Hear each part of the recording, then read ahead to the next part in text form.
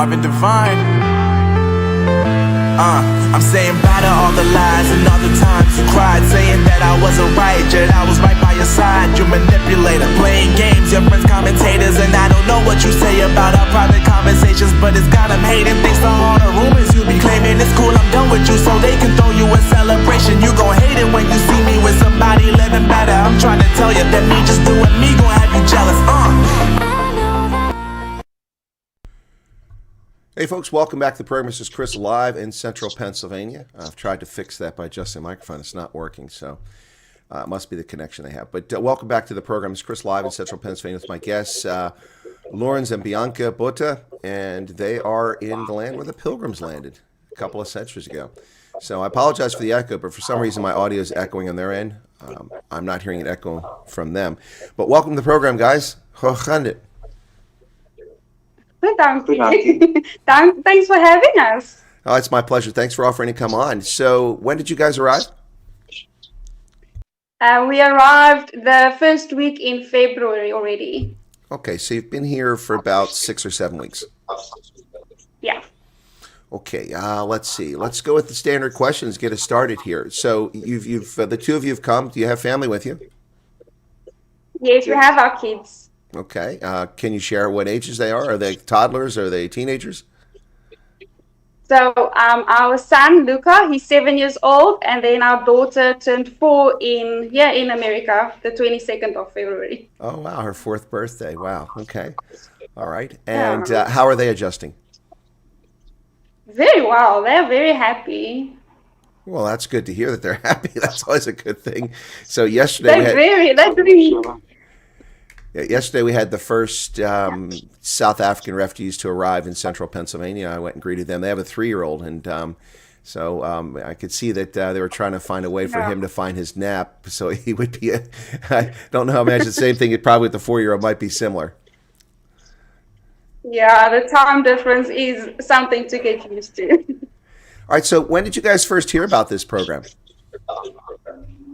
Yeah, so we saw a news article on CNN. I'm connected there with a WhatsApp line, so we found out that the president is going to give us special permission to come over as refugees.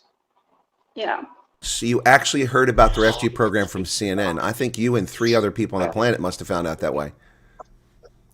Yeah, but from there, all other info I got on your channel, like everything else, all the updates from there on, the first interviews you did was on your channel. Yeah. So were you already watching my channel prior to that, or did you discover it because of the refugee program?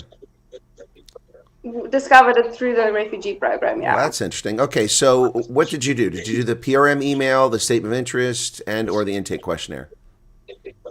We did the statement of interest the last week in May, and then we did the last intake questionnaire in November as well. Okay, and you came over in February. When was your first contact?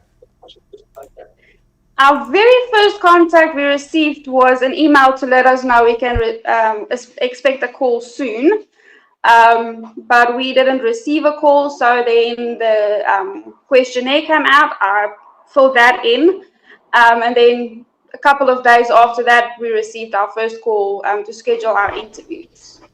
And the process itself? It was October. Okay, so the process itself for you guys, Lawrence, how was that? Was it a little nerve-wracking waiting so long, or were you okay and moved on with your lives and just took it as it came?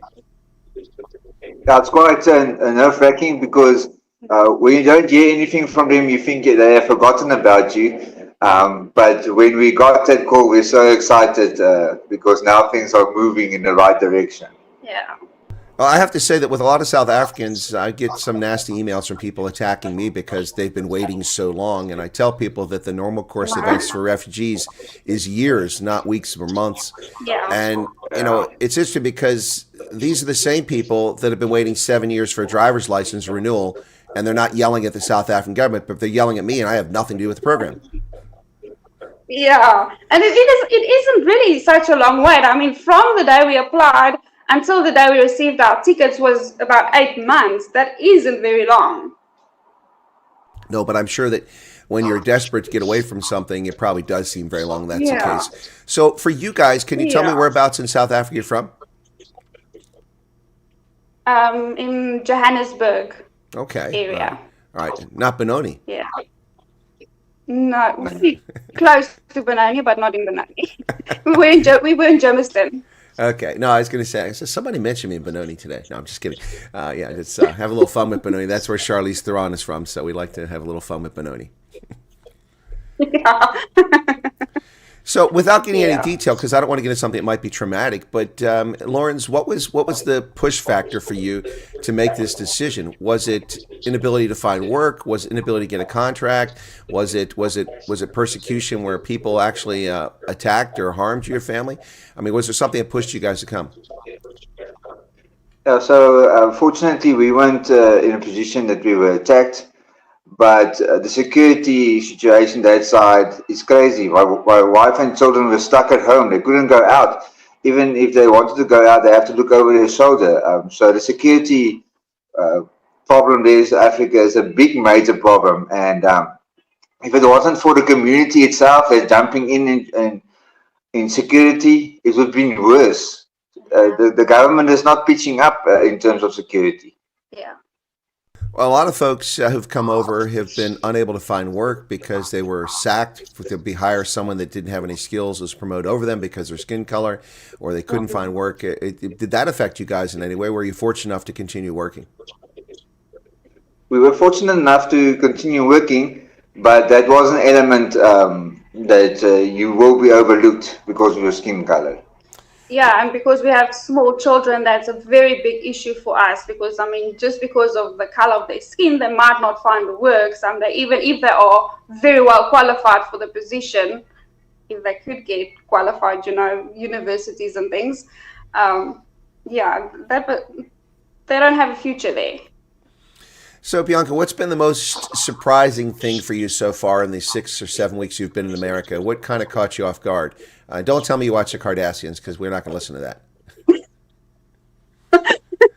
No, I think the most surprising thing is that, well, first of all, when we walk a lot, so the cars actually stop for us and give us way to go. They wait for us, even if the little red hand says we have to wait, they stop and wait and then let us go. So that's a very nice thing. In South Africa, they wouldn't have given you a chance to cross the street. And if I do walk to the streets, I don't have to look over my shoulder constantly. The first day I had to go to the shop alone, I was very scared, obviously, and I still looked over my shoulder. But when I did that, I saw, well, nobody really pays attention to me. They don't care about me, really. So it's fine. I can walk. It's safe. Yeah, that's interesting. I think that's maybe only the second time in the 40 or so interviews I've done where somebody mentioned the fact that the motorists yield for pedestrians. That's a big deal. You hit a pedestrian in America, it's going to be a real issue. Unless, of course, you're in Arizona, you're an illegal alien, and you're 18 years old driving without a license, you'd run over a 75-year-old grandmother and drive for a mile with her on the hood of your car and leave her for dead. He got 2.5 years in prison for that. Unbelievable. Illegal alien. But generally speaking, they take it very seriously, running over pedestrians. So, Lawrence, what about you? What's been the most surprising thing from your perspective since you arrived? Yeah, so when you think of America, you think they only speak English, but here in London, they speak Spanish. So the communication barrier is a little bit of a shock to me, but we found some people that speak English at least. Well, most people speak English. The invasion of our country is the reason why anybody speaks Spanish in Massachusetts. No Spanish explorers ever arrived there. No wave of Spanish ever colonized or, built America. This is a recent invasion. I refuse to speak Spanish, even though I speak 6 languages. I don't like my country being invaded. I understand. People are welcome to speak Afrikaans or French or Farsi. I really don't have a problem with that. But the government putting documents in bilingual is unacceptable. But that's what's happening in America. It's hopefully that can change, maybe with Trump there. So what about all the situation? Have you got permanent quarters? Looks like you're in an apartment there. And have you got an appointment for Social Security numbers, or do you have them already? Okay, so we are in an apartment. We were placed in our apartment the night we arrived in Massachusetts. We weren't in a hotel temporarily. We were immediately placed in our apartment. And then for Social Security, we already applied. We're waiting for it.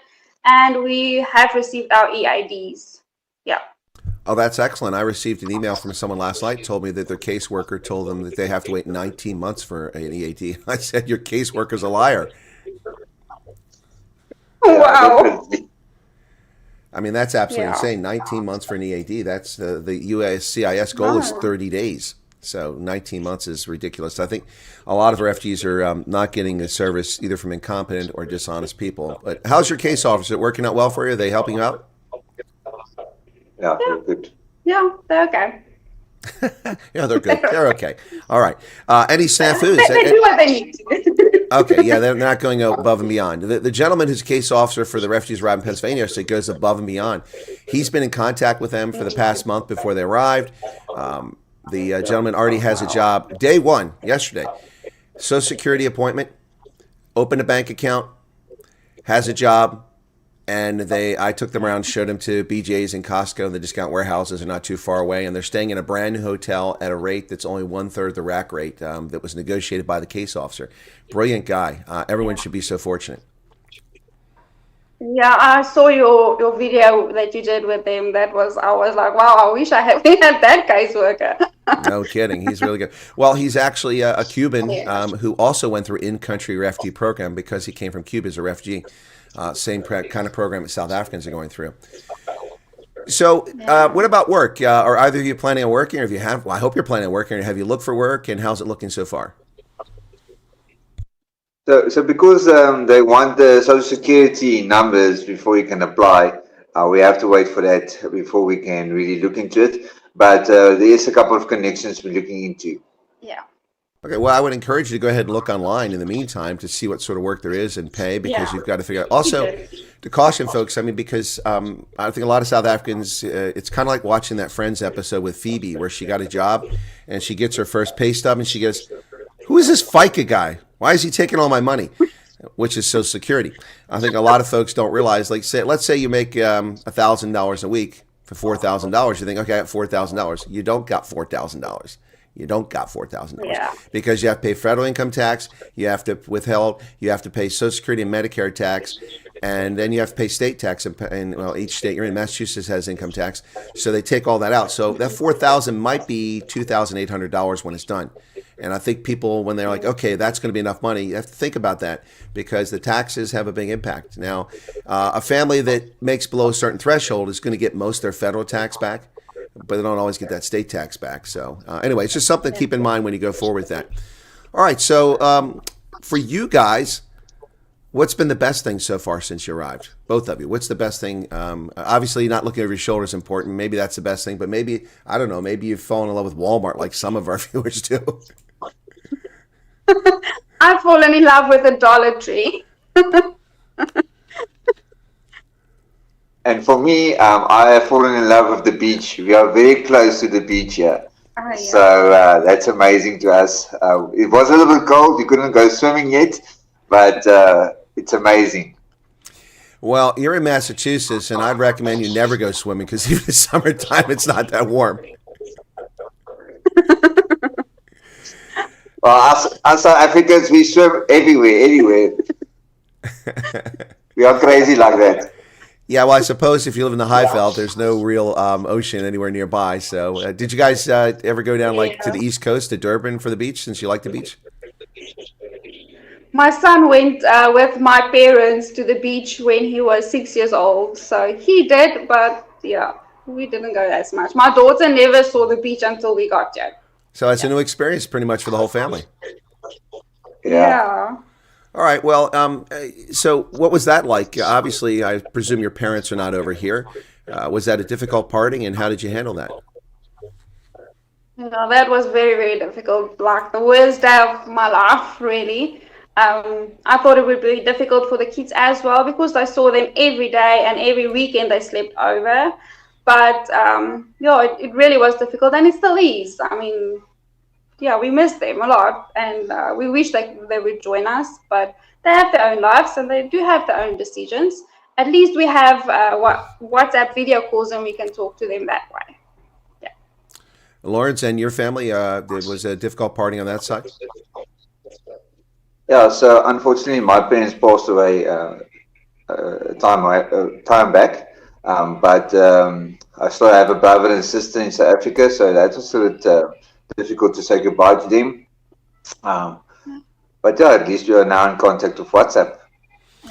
Yeah, no, it does make a huge difference. That's a good point. I mean, we didn't have that stuff 30, 40 years ago. It was much more difficult. And imagine people who immigrated to South Africa 300 years ago, no chance of ever going back, or those who came to America. So yeah, modern technology definitely makes a difference here, but it is challenging. I think a lot of people underestimate how difficult it might be to depart, and that's why I asked the question.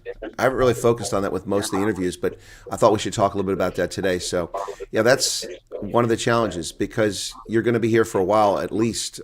You can't go anywhere until you have permanent residency. Once you have permanent residency and you move out of the refugee program, that's different. But in the short term, you're not really going to go anywhere, because you're here and we're supposed to be providing safety for you. So, most of the refugees come on the program, Bianca, and you sort of alluded to this.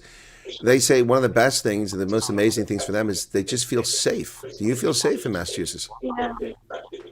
Yeah, I do. It took a little while for me to get used to the fact that it is safe. But the fact that we've been here for a month and there hasn't been an incident at all, no murder, no break-in, no robbery or anything in our nearby area, that has made me realize, well, we are safe. We are as safe as we can be. Other people, they complain, other residents here, they complain and say, well, it's not a very safe area. But I'm like, well, you're obviously not from South Africa, so you don't know. Where we lived, there was a notification every day of a house robbery somewhere. Somebody was murdered. Every single day there was something. Yeah, in a month's time, nothing. So we're very safe. Yeah, just a note to the listeners who tune in late. I don't understand why people tune in late and don't just go to the beginning of streams. I've made it clear from the outset there is an echo from when I speak. I don't know why it's occurring on their end. They're not hearing it, but there's a delay, probably because the mobile network that they're on, they don't have Wi-Fi. So please, don't come in here and go, I hear this, I hear that. Okay? All right? You're late. Just listen. If you come from the beginning, then you can ask a question about the sound. I cover this. Everyone knows there's an echo. All right? The only reason I mention this, I've just seen it 3 times in the chat. It's starting to become distracting. All right, guys, back to Lawrence and Bianca. Okay, so your 7-year-old, is he already in school? We decided to homeschool him. Okay. Yeah. That's okay. Was that because the school's there, or just to get acclimated, or just because that's what you prefer to do?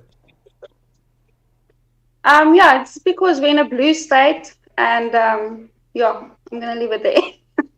Okay. All right. People can go watch your previous interviews that you did with the Smith family. They're also in a blue state, and they explained more of why. And Well, thank you. That's an unsolicited promotion for the Smith interview. If people can go back and watch my previous refugee interviews, appreciate that. Yeah.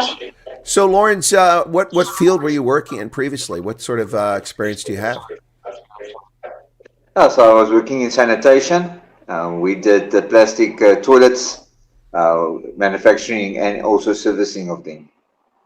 So are you talking about like what we call the portalets? Yes. Well, that's a big business in America. We have a lot of crap in this country.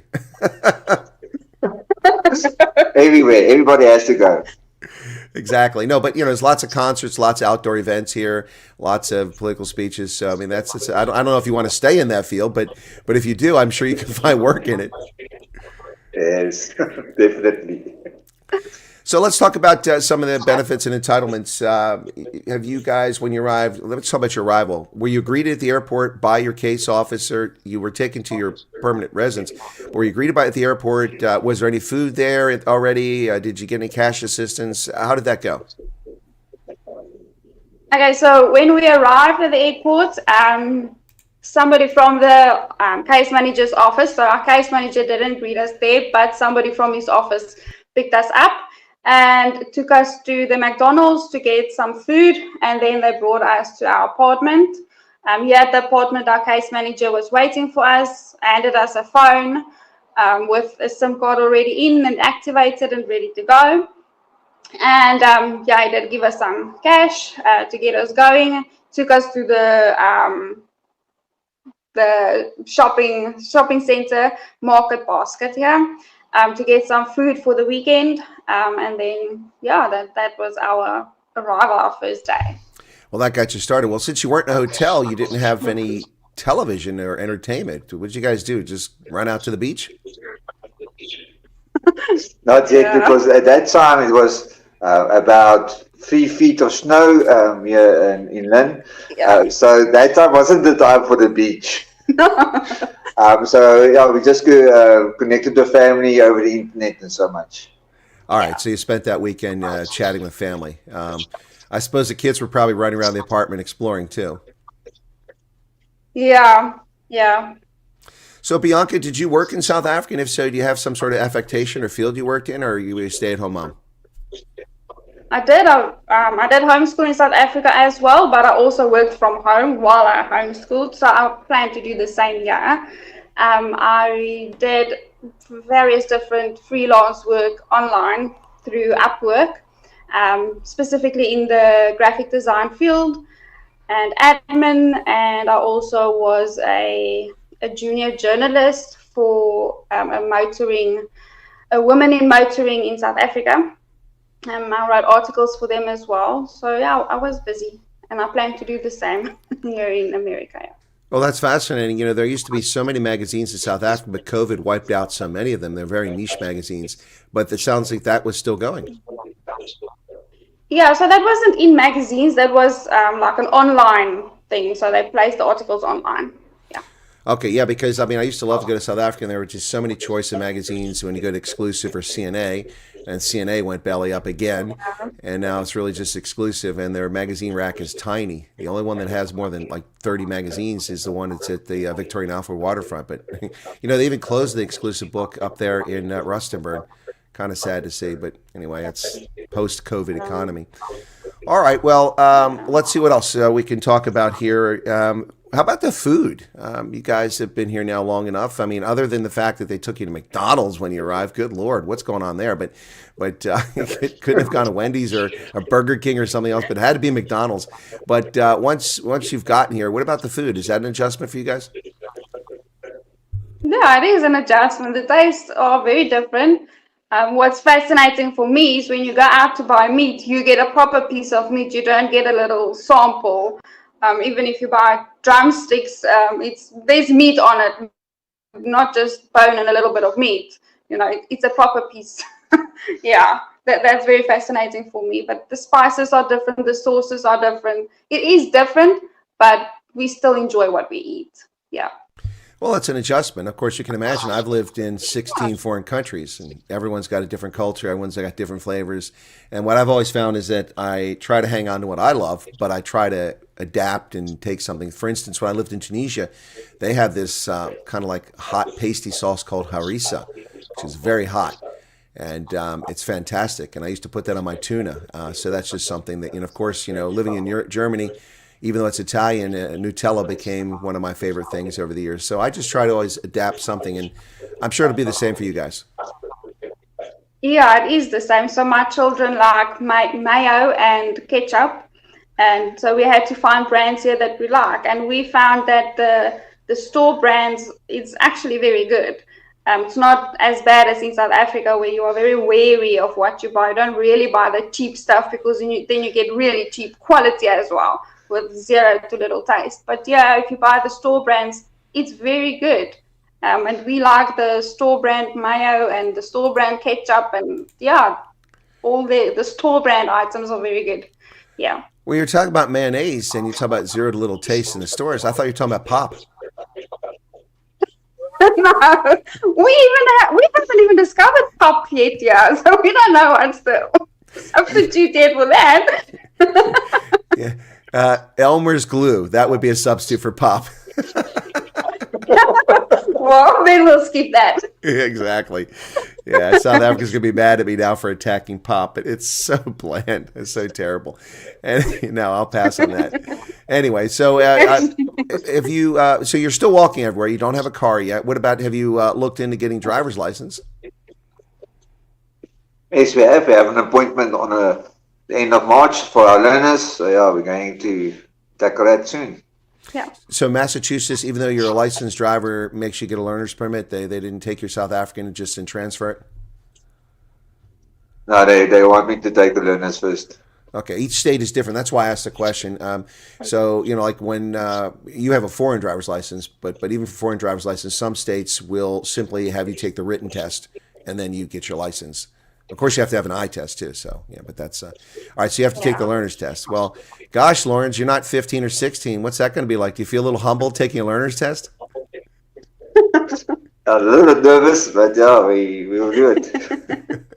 Just don't speed in the pedestrian zone and don't go 55 in front of our school. Okay, they're kind of a failure for that. You go speeding past the schools and watch for that. If they take the driving test and it goes near school, look for the posted speed. Usually it's about 15 miles per hour. So make sure you're following the speed limit all the way until you see the next sign. Otherwise, they'll fail you. Yeah. So anyway. All right. So Bianca, homeschooling. So you were doing that before.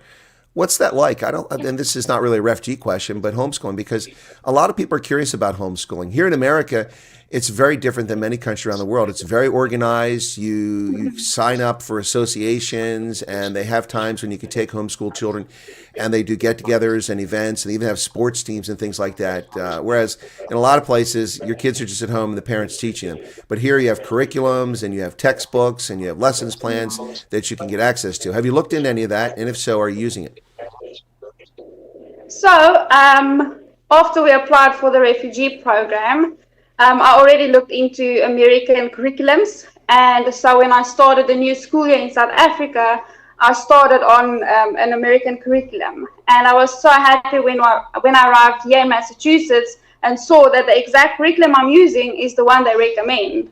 So I can just carry on with that. And we enjoy the work we're doing. It is, I'll say, a little bit more difficult, the grade levels, than it is in South Africa. It is, but it's good. It's very good. My son enjoys it, and my daughter, she's still preschool, and we will send her to a preschool part-time, just because she's a very busybody, and here at the apartment, there is no playground right outside.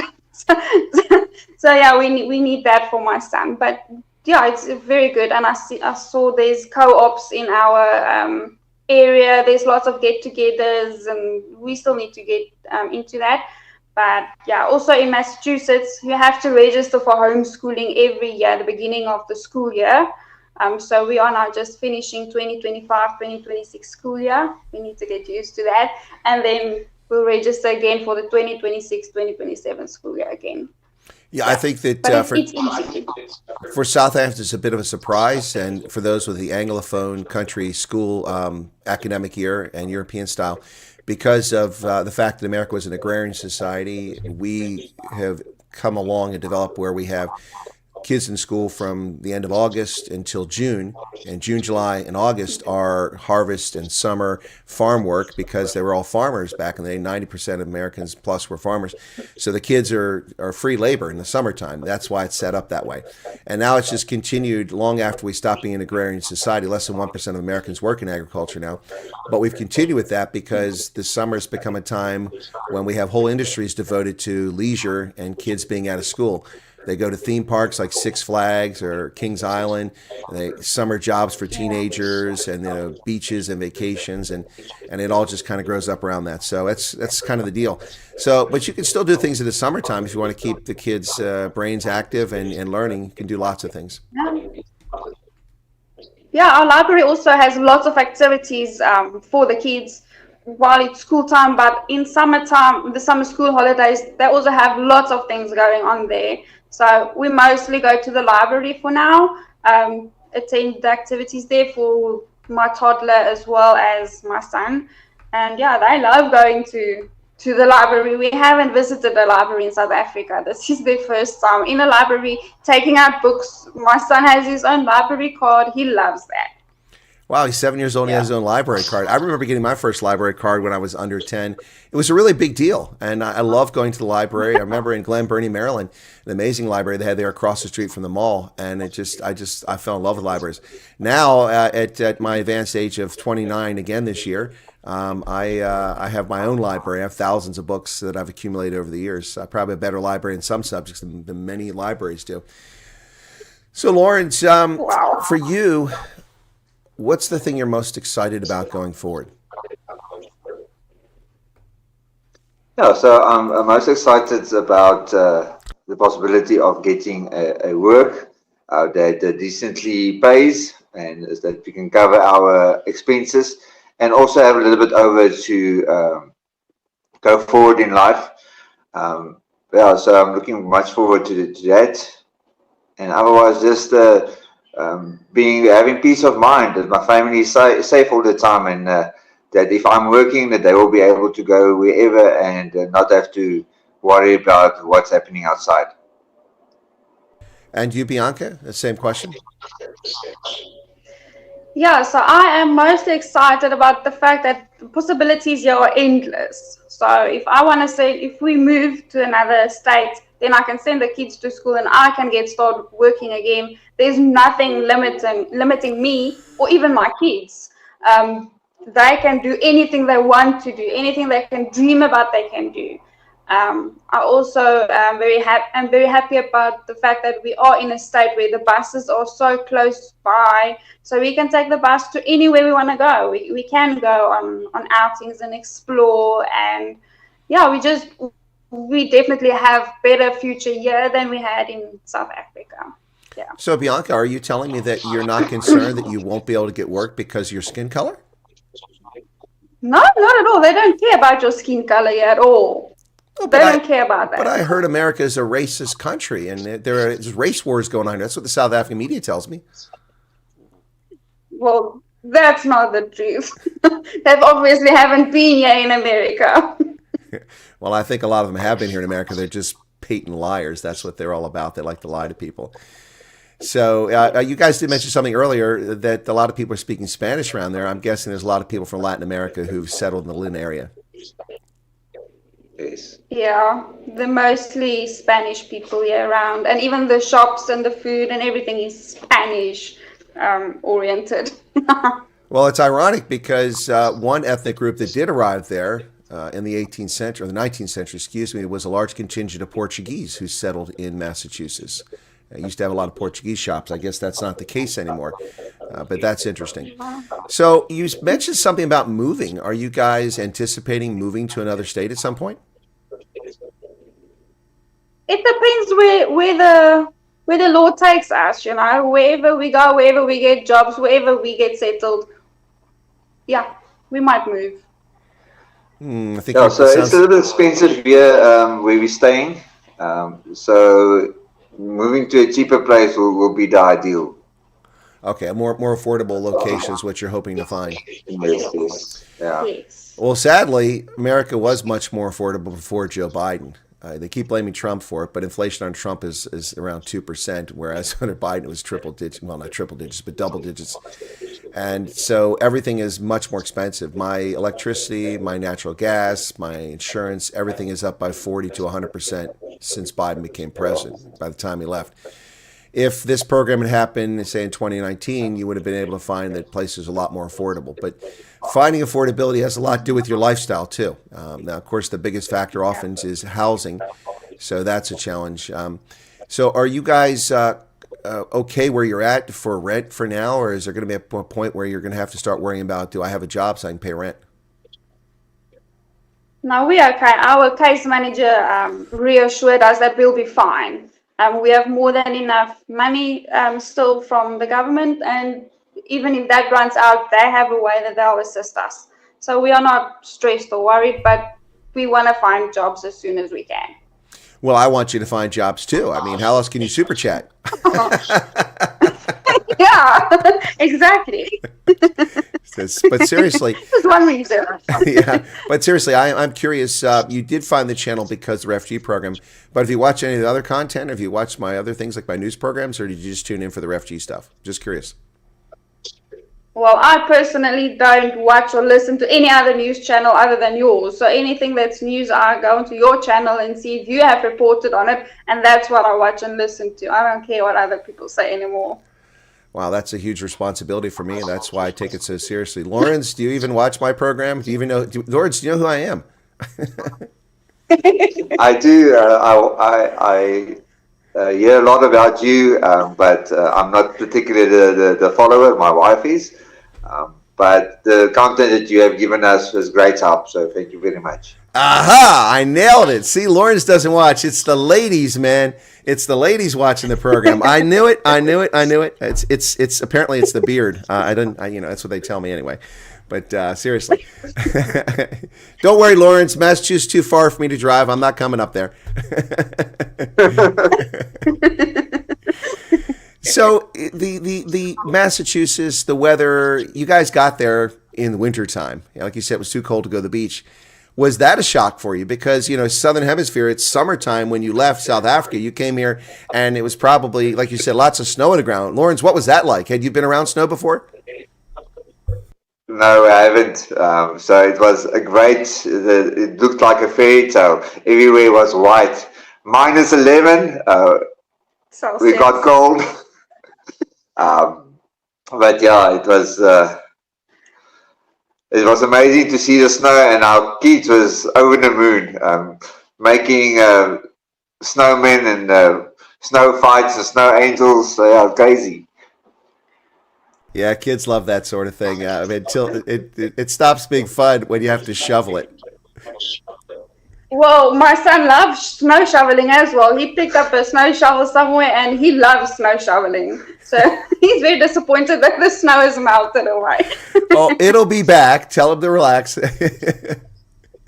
Yeah. It will definitely We even be back. had a blizzard here. Wow. We even had a blizzard in our month here. That's right. You guys got that blizzard that came through. Yeah, we got hit with that. It was funny because we weren't supposed to be hit all that heavily. And one of those two blizzards, we got more snow right here where I live than anywhere in the country. And we weren't supposed to get much snow. And everyone else in Texas, when I was supposed to go to Texas, well, you got there in February. The one in January, the airport in Dallas was shut for 5 days in a row. They shut the flight down. I couldn't fly there because of ice. And we had 3 feet of snow here. And the next morning, the roads were cleared and the airport was operational. But Texas was shut down for 5 days because of ice. So they're not used to it in Texas. They're like South Africans. They're not accustomed to the snow. Yeah. Yeah. All right, so let's see. We've talked about the benefits. We've talked about where you're staying at. We've talked about the climate, the food. What have we missed on? Is there an aspect of this, maybe the process you went through, that maybe we missed, or some advice you can give to folks that might be helpful? For me, your expectation for coming here, it counts a lot. So keep the goal in mind. Why are you coming over? And then be thankful for what you find here. It won't be always what you expect, but it's better than South Africa. Yeah. So your expectation must be very low. Then when you get, you will be very excited for what you're getting. Listen, this is not a program that will set you up for richness. It's a program to get you out of harm's way. So, but what we've received was much better than other refugees ever had. So we're so thankful. So just keep your mind in it. Your expectations must be low and be thankful. Yeah. Bianca, I thought you were going to elaborate there for a second. Yeah, so the reason he says that is because we had a family coming to the same apartment building as us not too long ago, and they were very disappointed to find that all the furniture in their apartment is donations. It's not brand new. We don't have a problem with that. We're very happy with what we have, because what we have now is better than what we had in South Africa, and that is safety. It's just a stepping stone. to get us going. It's a start. You're not forced to stay where they place you. You can go. If you have somewhere else to go, then go. You don't have to stay, but it is already better than in South Africa. Yeah. Well, thank you for that perspective, because I think that's critically important. At this stage, I'm starting to become quite annoyed with a rising number of people who feel entitled and they don't listen. I don't know how many millions of times I've said this is not an immigration program. This is for refugees who are fleeing. You're fleeing persecution and you're getting a safe haven. If anybody expects to roll into a beachfront 7-bedroom house with 3 bathrooms and be handed a Jaguar, they've got their head up the rectum.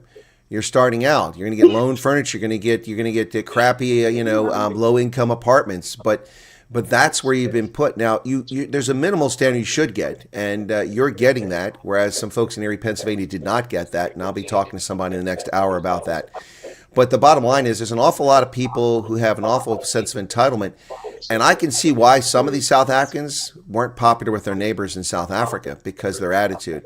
Thankfully, it's a small number, but with the rising number of refugees coming over, that figure will continue to grow. This sense of entitlement. I mean, I had a person call me 87 times in an hour and 15 minutes the day she arrived in America, and then by the time I called her and said, "Stop calling me, who are you?" On a Friday night, she told me that I can't get a job here. There's no work, and it's unsafe here. And she didn't even know where she was at. And she'd been there for 6 hours. And so I bent over backwards to help this person. First off, I know the case officer in the city where this person's at, because I've spoken to them before, and they're very helpful. So already we have a problem. I looked up the unemployment rate. The unemployment rate in that town is 3.9%. I went online. I looked for Starbucks in that town, and I found a manager position, a shift manager, and a barista position, all making at least $18 an hour with full medical, full dental, full eye care, a retirement plan, and free college tuition. And I was told there's no work here. Yeah, the same is true in our city. It's not a very big state or anything, but there is lots of jobs. When we walk around and we go out, there's lots of places advertising that they're hiring now. And even, like you say, Starbucks and Wendy's and the McDonald's and Dunkin' Donuts, they all always have positions available. And the paying rate is very, very good. Even in our state, it's an expensive state, but you get paid more, obviously, because, cost of living is a little bit higher where we're at, but the pay rate is higher as well. Well, a lot of folks are saying in the chat that they're embarrassed by those who are behaving in this fashion, and they hope they're not stuffing it up for everyone else. Well, they're not stuffing it up for anybody as far as the refugee program. But what I will tell you they're doing is they're stepping on the last nerve of the South African ladies group that has been helping people. They're stepping on my last nerve, and other people who've been helping refugees in a bind. What they're doing is ruining it for other people. Many of us are continuing to help only because we really care, but people that behave like that have really become quite an annoying situation, even though they're a small number. Yeah, it is very annoying. It's a shame. You guys appear to be very grateful for the opportunity to, and I'll use the word escape South Africa. Yeah, we are. We are so grateful for what we have. We feel like we have way better than we had in South Africa, and all our furniture is donations, but we are so happy for that. We have a dishwasher in our apartment that we didn't have before. We're just very happy with what we have. We have a desk as a dining room table, but it's a table with chairs that we can sit and eat at. It's something. It's not nothing. We don't have to sit on the floor, Well, I appreciate that sort of attitude. My refrigerator I purchased in 1995, and I'm still using it. My speakers for my sound system I purchased in 1985. I'm still using them. My desk that I have upstairs in my den, I purchased for $1 from the U.S. Army in 1985. I'm still using it. So I appreciate people who are responsible and frugal and appreciate what they've got. Some people really have the wrong attitude towards life. I think the most important thing, and you guys can probably agree with this, confirm, is that you're safe, you have an opportunity to succeed, and your offspring have a chance to have a better life than you did. Yeah, definitely. And that's why we're doing it, is for them mostly. And we're very happy we did it. We do not want to go back to South Africa. We'd rather save money for our family to come visit us. We don't want to go back. Not at all. So here's a question for you guys, and I caution all refugee aspirants from the very beginning that moving to a foreign country is a challenge in many ways. And for those who are Afrikaners and speak Afrikaans, and Afrikaans is part of your culture, if you think that your kids or your grandkids are going to be Afrikaners, that's only possible if you make a concerted effort. That isn't the norm. And people are like, oh, that's not true, Chris. Look at the Afrikaners in Argentina. No, I'm sorry. Jorge and Jose Dutoy are not Afrikaners. They don't speak Afrikaans. They speak it worse than I do. They're not Afrikaners, the ones who went there after the Anglo-Boer War. So do you want your kids to learn Afrikaans, and will you continue to speak with them and make sure they learn it? Does it matter to you? Because it does matter to some people. It does matter to us. So we are going to teach them Afrikaans and speak to them in Afrikaans as long as we can. Yeah, but our church is English, and I also do want them to get used to the culture in America. So. Oh, don't worry about that. They'll learn English whether you want them to or not. They're going to be speaking English. Yeah, unless they're Somalis or Afghans or Spanish who come here, or Mexicans who don't want to learn a language and isolate themselves. But I don't believe you're in a large Afrikaner community, so that's going to be impossible unless you guys do it on your own. Yeah, so at least I homeschool. So I do still have a little bit of Afrikaans curriculum that I brought from South Africa. And so I'll teach that just so they have some sort, they have to know where they come from. But yeah.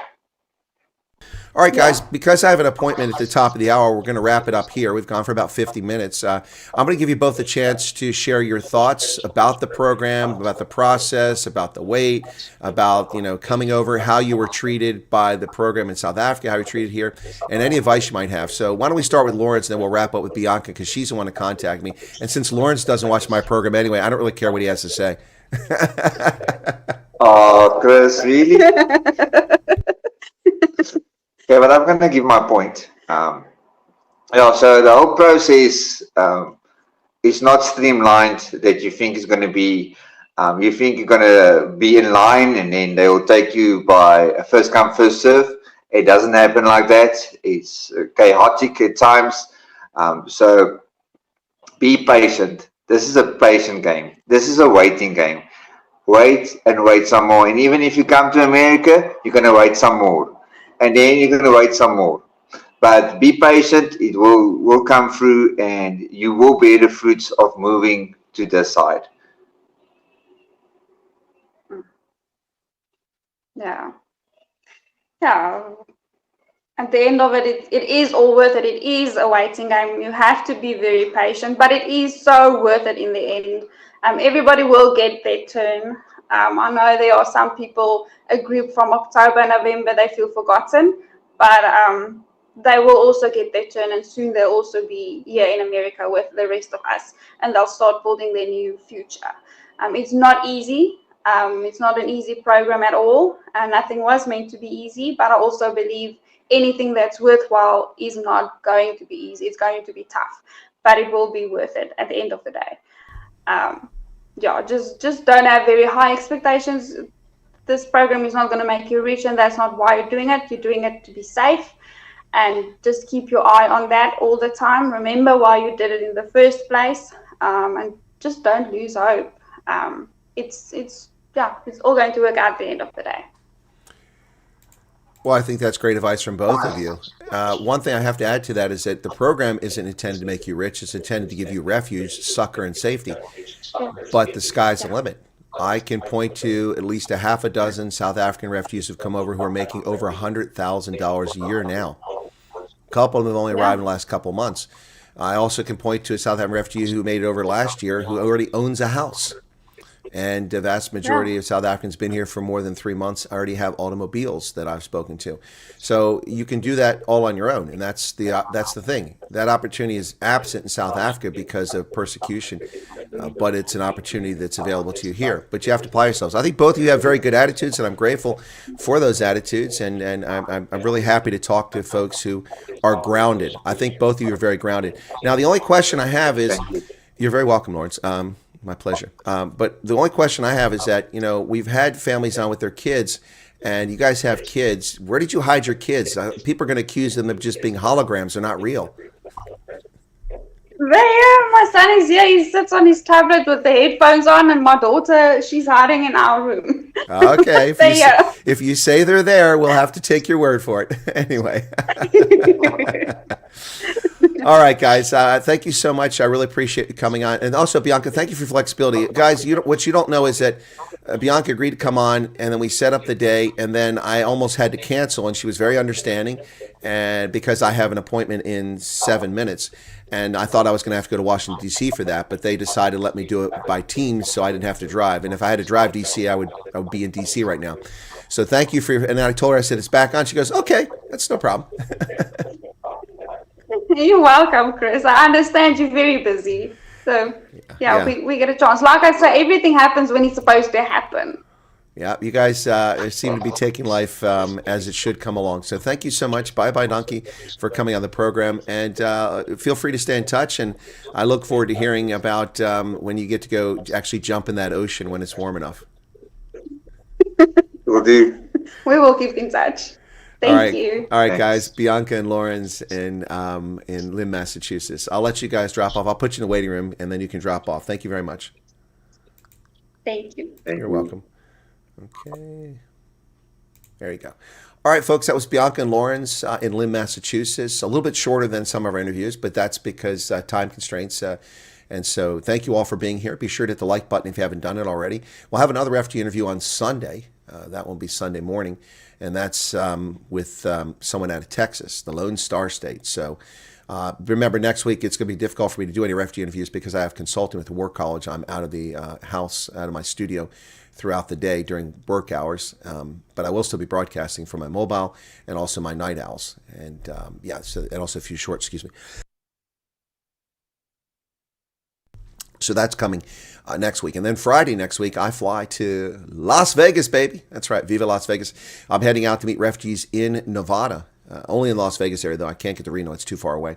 I'll be out there from the 27th to the 31st and then back here in the studio. So we'll resume refugee interviews after that. I might do a few while I'm in Vegas. We'll see how that goes. All right. So thanks for being here. You all take care. Be sure to hit the like button and stick around. If you're not a subscriber, you ought to be one by this point. Go ahead and subscribe to the program. God bless and have a good day. And what's with my, that looks like my, hang on a second. My Zoom is not quite right here. I just realized that. Has that been looking like the whole time?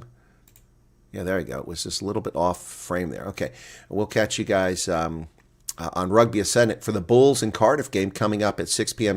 or 7 p.m. South Africa time, 6 p.m. here after my next event. All right, cheers.